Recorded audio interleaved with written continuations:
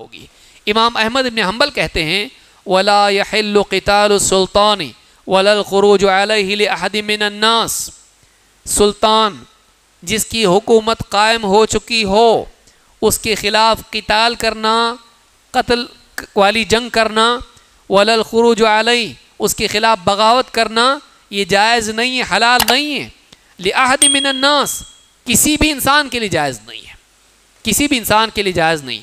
فَمَنْ فَعَلَ ذَلِكَ فَهُوَ مُبْتَدِعٌ جو ایسا کرے وہ بدعتی ہے، عَلَى غَيْرِ السُّنَّةِ وہ سنت کے راستے پر نہیں ہے۔ جو آدمی حکام کے خلاف، مسلمان حاکم کے خلاف بغاوت کریں، ایسا آدمی سنت والے راستے پر نہیں، بدعتی ہے، یہ سلف کا طریقہ نہیں ہے۔ لیکن آپ دیکھیے کتنی آج سیاسی تحریکیں ہیں، مودودی صاحب کی پوری تحریک کا لب لباب ان کی پوری تعلیمات کا یہی ہے۔ کیا بولے وہ؟ سیاسی انقلاب یہ پورا سب سے بڑا فریضہ ہے کے اعتبار سے، پورے دین میں سب سے مرکزی حیثیت اس کی ہے کہ غلط بادشاہ کو ہٹاؤ، اچھے بادشاہ کو لے کر آؤ۔ اتنا آسان ہے وہ۔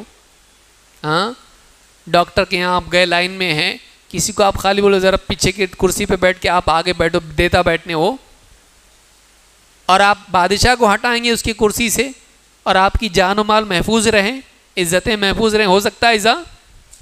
یعنی آپ ایک برائی کو مٹانے میں اس سے بڑی برائی پیدا کر رہے ہیں، جان و مال کا نقصان کر رہے ہیں۔ یہ سلف کا منہج نہیں ہے۔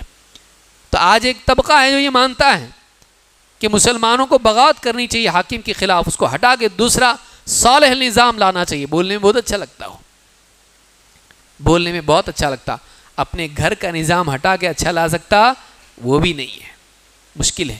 اپنی گلی کو صحیح کر سکتا؟ ہاں، پوری دنیا کو صحیح کرنا چاہتا ہے، اپنی گلی کو، اپنی بستی کو صحیح نہیں کر سکتا ہے۔ تو سلف کا منہج، سلف آپ دیکھیے کیا سکھا رہے امام احمد، یہ ایسا کرنے والا بدعتی ہے، سنت والے راستے پر نہیں ہے۔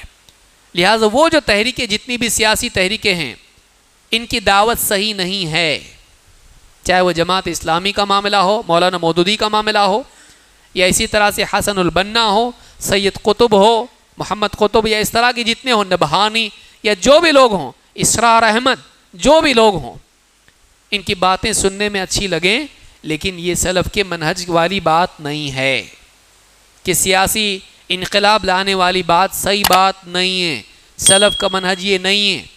اسی لیے آپ کو سلفی علماء یہ بولتے ہوئے دکھائی نہیں دیں گے، اس لیے نہیں کہ وہ بزدل ہیں، اس لیے کہ اللہ کے نبی صلی اللہ علیہ وسلم نے منع کیا ہے، اور صحابہ نے اس سے امت کو روکا ہے، اس سے روکا ہے امت کو۔